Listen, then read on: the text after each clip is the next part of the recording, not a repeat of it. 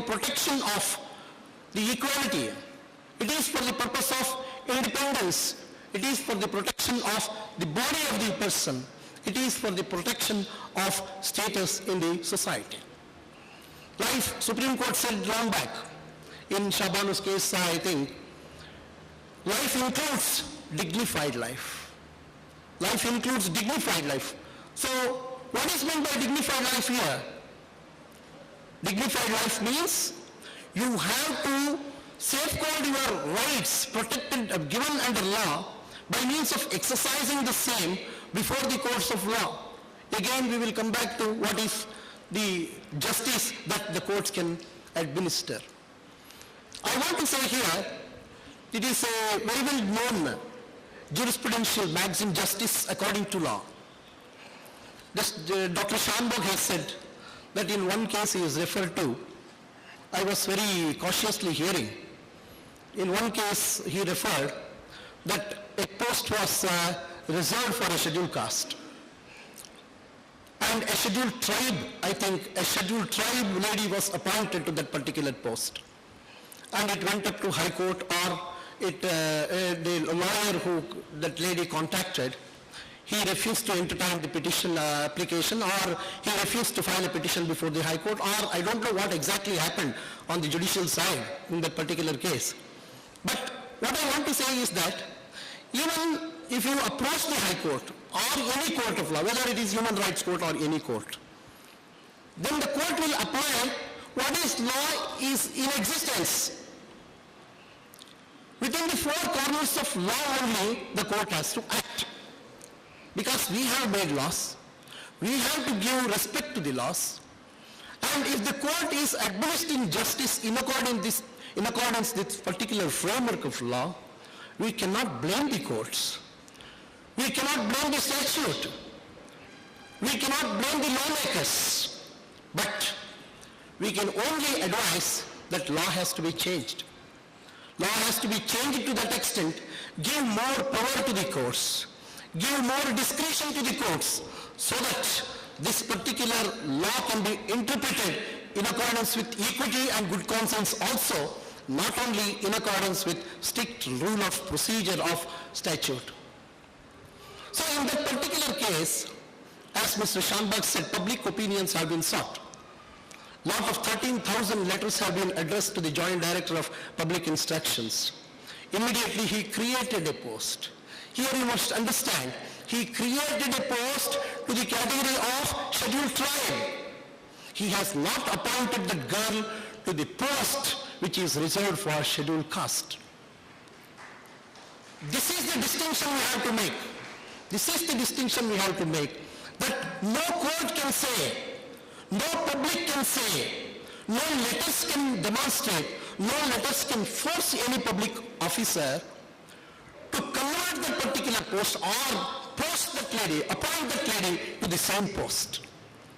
So here what has been done? By means of exercising his powers, Joint Director, who can create a post, he has created a post and appointed that lady to that particular post. So here, courts are not transgressed their powers. Even if you approach the court cannot give any ruling that you appoint that particular lady to that particular post itself. As Dr. Schanberg rightly put it, that the person who appointed, knowing fully well that it is reserved for a scheduled caste, how he can appoint a lady to a scheduled tribe, how he can appoint a scheduled tribe lady to that particular post? Is it not violation of the statute, violation of the rule? For that, he is liable for punishment. That's the right perception of law. So therefore, I would like to say here, and Schanberg also said that I am the Human Rights Court in Udupi. I am the Human Rights Court in Udupi. Since 2.5 years I am working there, I received only 2 petitions under Human Rights Act. One petition filed by a professor for the purpose of enforcing his contractual right with his employer, stating that he has been wrongly removed from his post and his arrears have not been paid to him, and TADA for which he is entitled to have not been paid. I asked him, how your case will fall under the Human Rights Act? You please read the definition. Whether you can exercise your individual right before the Human Rights Court. As I said, that the human rights law is mainly concentrating towards the public servants, public organizations, and state, whether it is say central government or a state government. Even the definition says that it can be enforced against a sovereign state. That is the distinction. But you cannot exercise your individual right against a sovereign state. Sovereign is always supreme. You might have studied in law of torts and several case laws, so far as this particular aspect is concerned, where the state and central government are also acting as an individual, then your individual right also can be enforced against the state. But it will not come under the purview of Human Rights Act. So therefore, there should not be any confusion between the individual right and as well as human right. I was referring to one case which I have dismissed that petition, stating that the provisions of Human Rights Act is not applicable. It is purely contractual between the parties. He can file a suit for recovery of the money. He can file a petition before the competent authority for restoration of his post. That statute, that right is covered under the separate individual statute. In another petition, it came before me, one person who was produced before me by the police in my house office, home office, he complained against the police officer that he bet me like anything when he arrested me on the previous day, and he has not produced me before the court within 24 hours. Whether it attracts human rights or act, not. Here, he is a public servant, while exercising the powers as if a public servant, he transgressed the powers, exceeded the limits, and committed such an offense. Immediately, I have recorded the statement of that accused and referred the matter to the Superintendent of Police for investigation and report. Here, merely because a person comes before the court and gives a petition, the courts have got certain procedures to follow. Immediately we cannot take that petition, we cannot investigate into the matter, even we cannot initiate proceedings suo motu. There are certain restrictions, certain procedures that we have to follow under different statutes.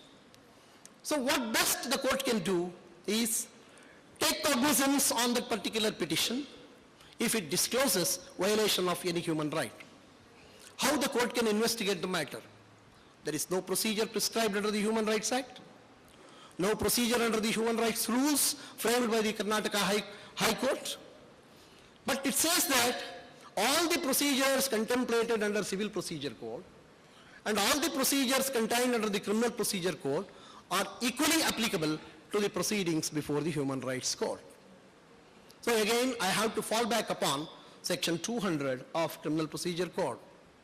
I have to record the statement of that person, and on the basis of such complaint, whether I can issue process against the accused has to be looked into by the court. No investigation is there here. Still investigation is pending. How the court can investigate the matter? There are two things. One is under section 156 subclass 3 of Criminal Procedure Code, that what I have recorded the statement of the accused that can be referred to a police officer who is above the rank of the person who has committed the offense and get the matter investigated. And on the basis of that report, the whole investigation, the court can take cognizance of the matter, and if human right is really violated, issue process against the accused, call upon the accused before the court or the respondent before the court to explain why action should not be taken against him. The second procedure contemplated is under section 202 of Criminal Procedure Code. The court itself inquire into the matter. That person is in the jail now. Who can give evidence in favor of that man? So these are all the intricacies, these are all the procedural aspects the court has to follow. In my sincere opinion, so far as this Human Rights Act is concerned, the procedures should be simplified. More discretion should be given to the courts. Again, the jurists will say, and the persons like Mr. Shanbhag may say that more discretion to the judges is more dangerous. more discretion, because discretion should not swallow the statute or procedure. Sometimes it may happen. But one thing I will tell you, in Domestic Violence Act, it is a recent enactment. I think you all know about that particular enactment. Very stringent law has been framed by the lawmakers. In that particular law, procedure has been stated. Procedure is there itself in the statute itself. All these procedure contemplated under the Criminal Procedure Code may be applied by the judge. That is the discretion they are given. Or he can try the matter summarily by adopting the procedure according to his own perception. That is the law under the Domestic Violence Act. Why such discretion should not be given so far as the human rights are concerned? So that's why I said that throughout my career as a district judge, I worked 4 years at Bangalore and 3 years at Shimoga and 2.5 years at Udupi. I received only 2 petitions under the Human Rights Act. Why? Because awareness is not there in the people. Lot of confusion so far as this individual right and this human right is concerned. Lot of confusion in the mind of the people when we can approach the Human Rights Court, when we can approach the ordinary individual courts for enforcement of our rights.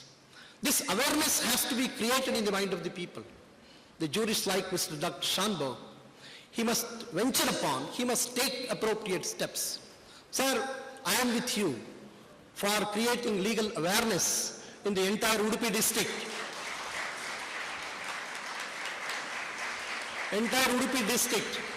For the purpose of creating legal awareness so far as this human rights is concerned. We have already adopted this particular subject in our Legal Services Authority programs.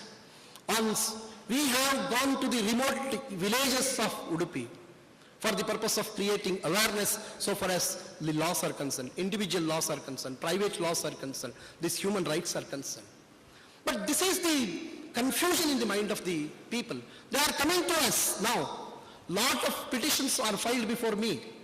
All those petitions are between the husband and wife for the purpose of enforcing their conjugal rights, for the purpose of getting divorce, for the purpose of getting maintenance amount, for the purpose of protecting their children, for the purpose of protection of the parents. So almost all the petitions are referring to their individual rights which are recognized under separate statutes. Wherever you have a remedy under a separate and individual statute, can you again switch on to the violation of human rights or switch on to the human rights courts? This is the message I want to pass on. I think I have already completed my time. I don't want to transgress the time of my learned friend. A lot of things I have to speak. Mr. Dr. Shanbhag has wonderfully, very effectively put the realities before you all. Those realities to be tackled by each and every student of law. Lawyers are the creamy layer of this particular country. They must take up the task. They must, you see, that person who has filed the petition before me, he came before me twice. Apart from that, he is also an arrogant man. He behaved like anything in my court. But apart from that, he has a remedy where he has to go. We have to guide them. I told him that for the purpose of getting restoration of your post, you go to the particular forum. And if you want to recover the money, you go to the civil court, or even The court which has got jurisdiction to reinstate you has got power to order for all your back wages or salary. But he don't want to go there. But he still insists, the Human Rights Court, to take action. He went to the High Court. There also his petition was dismissed. Again he come back, he filed a revision petition. So still he is wandering where the courts have no jurisdiction. So the law students, the creating legal awareness so far as these human rights are concerned, you must take up this task. You are the proper persons, along with the legal services authority of the districts, and culminating yourself, identifying yourself with the lawyers and judges. You must participate in the legal awareness camps. And first you study yourself, understand yourself, what is a human right, what is an individual right. Wherever human right is violated, you must bring it to the notice of the competent authority. Even though we have power to take summary action, but we must be confirmed ourselves that there is a violation of human right. Therefore, my dear friends, this is a very wonderful occasion provided to me to share few of my thoughts with you all. And I am very much thankful to Mr. Ravindra and also the audience who have heard me very patiently. Thank you very much.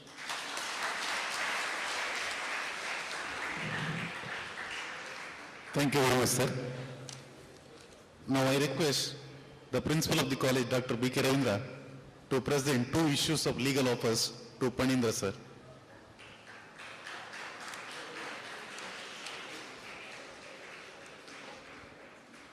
Now I request Professor M. Vijay Shankar to address us.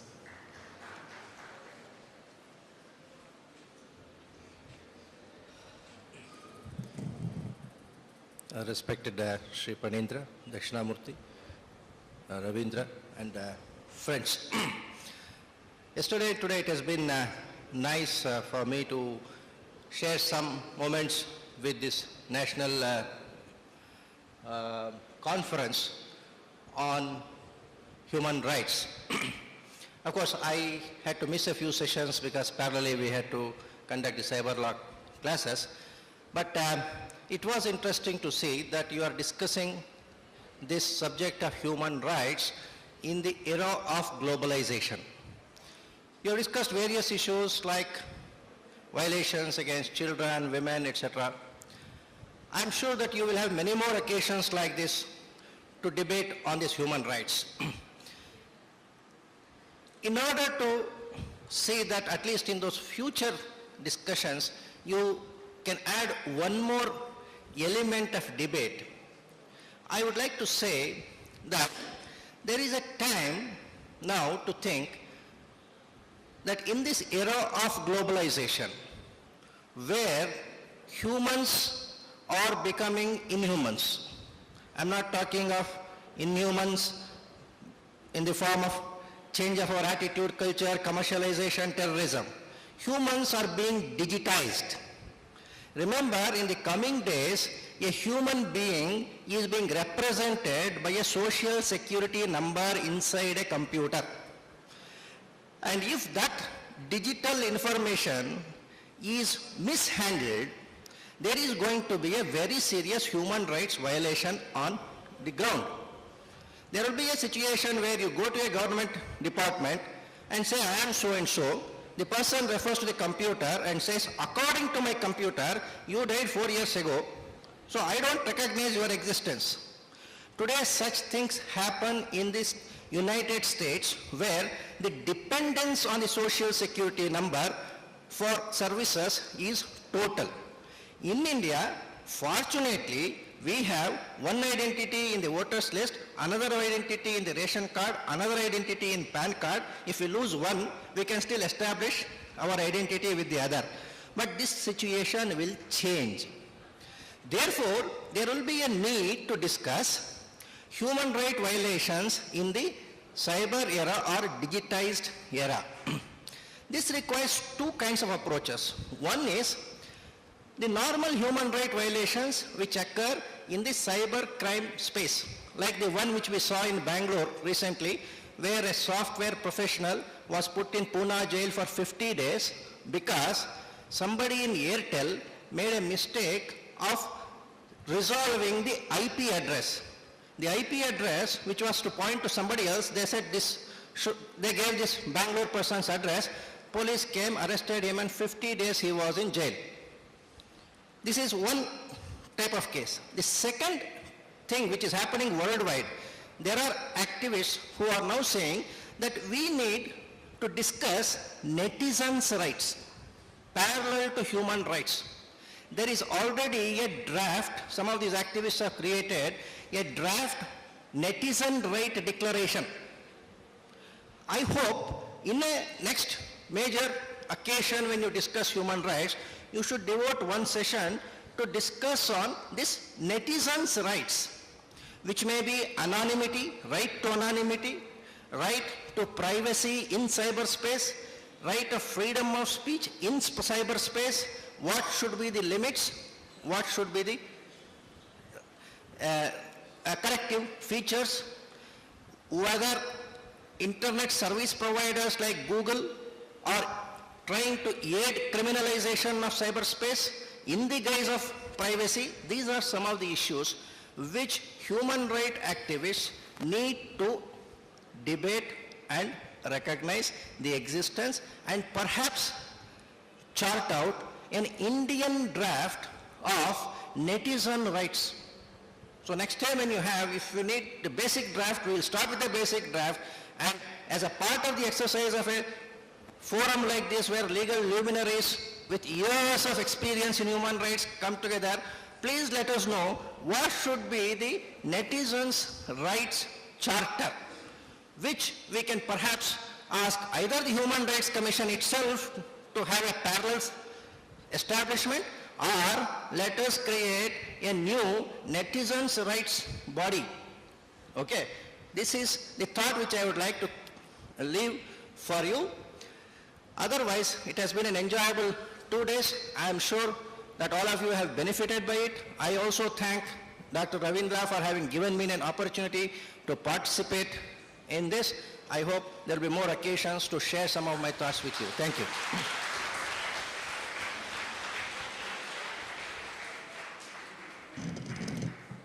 Thank you very much, sir. Now I request among the participants, two of the participants, C.S. Patil and Nirmala Kumari, to share their experiences. Now, C.S. Patil, please.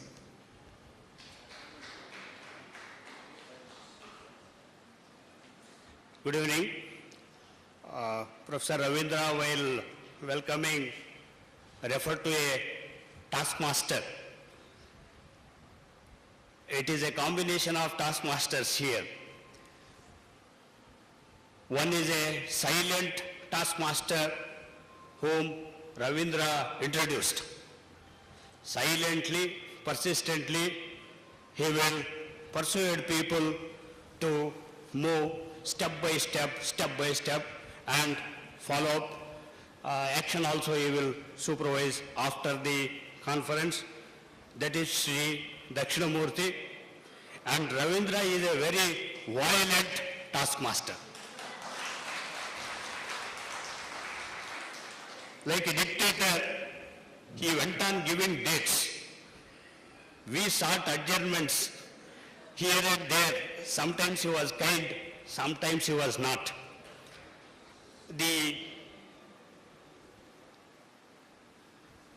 job of an organizer is very, very difficult. It is not that simple to bring so many papers together, keep it in the form of a book, deliver it to the delegates and the resource persons ready in a bag.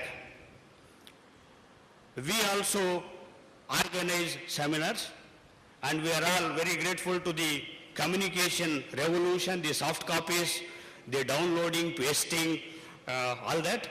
But even with all that facility, it is not an ordinary thing for an organizer to put so many papers as Mr. Ravindra and his team have put together what Pramodan called as the yellow book. The yellow book has come out very, very well. That is a very good collection in the library of any law college.